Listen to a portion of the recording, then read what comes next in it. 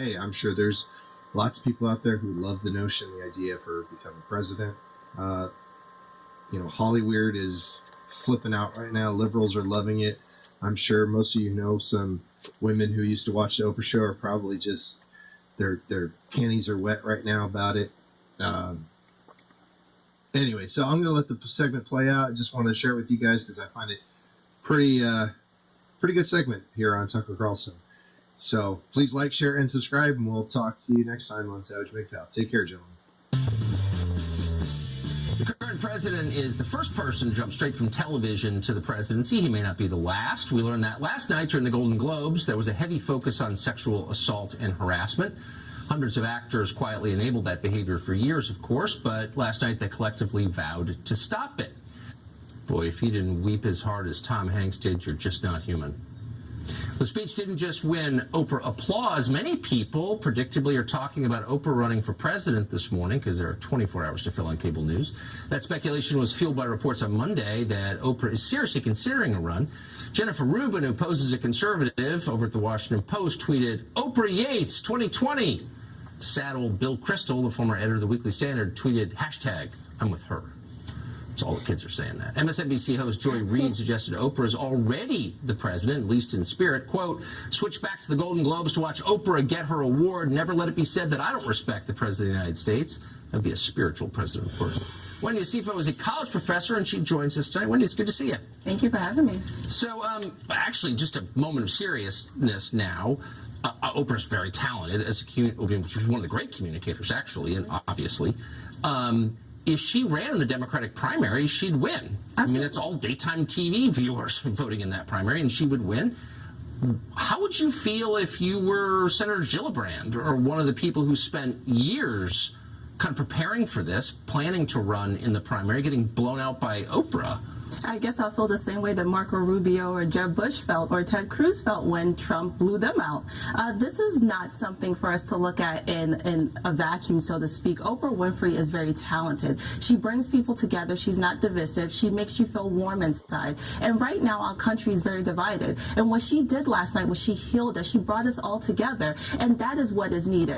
Wait, hold on. How did she heal us? She healed us because she spoke to issues that a lot of people are facing, whether you're a woman. She was intertwined racial division. She mentioned that in there. She talked about, not just women coming together, but women and men coming together. That's what we need in a leader. Women and men come together kind of naturally and have for biological reasons for, a while now. Absolutely. But what we have seen is with the Me Too movement, it has been women who have been standing up saying what is happening to us, whether we are working in Hollywood or whether we're working in politics, is not good. But we need to have men who are also saying the same thing. And Oprah made sure to call to arms to say everyone needs to come together. So to answer your question... So you weren't bothered by the pictures of her kissing Harvey Weinstein or anything like that? That didn't seem a little weird? It's not that it's weird. There's lots of people who are kissing Harvey Weinstein, right? And even our own president right now has been accused of sexual harassment. No, but so let's not go down that. First, don't I get it? But if you, but it's one thing to go from kissing Harvey Weinstein to being the face of Me Too. Shouldn't there be an intermediate step where you say, "Sorry, I kissed Harvey Weinstein"? Great point. Let's talk about the intermediate step. The intermediate step is that in 1990, Oprah actually passed a bill in which made sure that people who abused children were registered. Oprah passed a bill? No, it's named after her. It's called the Oprah Bill. It's the National Child Protection Act in 1990. So she has a history of doing things. Of being in the Congress and passing legislation. No, she has a history. And now she's healing. No, she has a history of moving things forward by using her platform, and that's what we need. We need a leader who uses their platform to do things that are positive. That's what Donald Trump does not do, and that's what Oprah has done for countless years.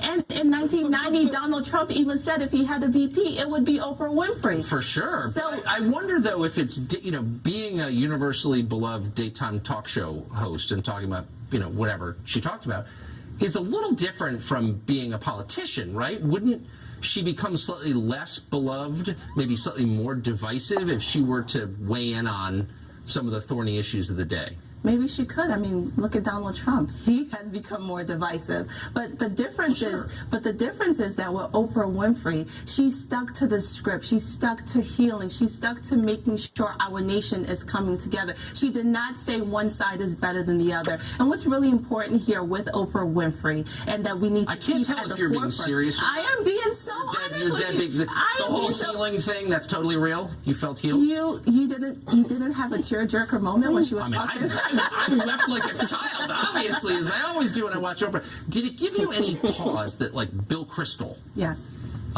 took time out from advocating for an Iran invasion to support Oprah? Do you think, maybe, whoa, this is not the Oprah I know, the one who gets support from Bill Kristol? No, it's not that. For me, I felt that 2018 is off to a good start, where we saw someone who was rallying the country in a positive way. And whether that's Oprah Winfrey, if Bill Kristol decides to jump on that bandwagon, that's all great. It's good that we're coming together. But I wonder if maybe, because you're not really describing a politician, you're describing a religious figure. She's not a religious you're saying, hold on, she heals people, she passes legislation without even being in Congress. No. She brings men and women together. I mean, she uses her platform for good. That is what a leader does. It's not about being religious. I'm criticize her now. I had some snarky remarks, but I'm not going to keep them to myself. We can criticize her, but we have to give her kudos, and that is she uses her platform effectively. I'm going to need to go to confession if I even think an unkind thought about Oprah Winfrey at this point. Can we use her last name? Yes. Okay. Wendy, thank you. You're welcome. Thank you.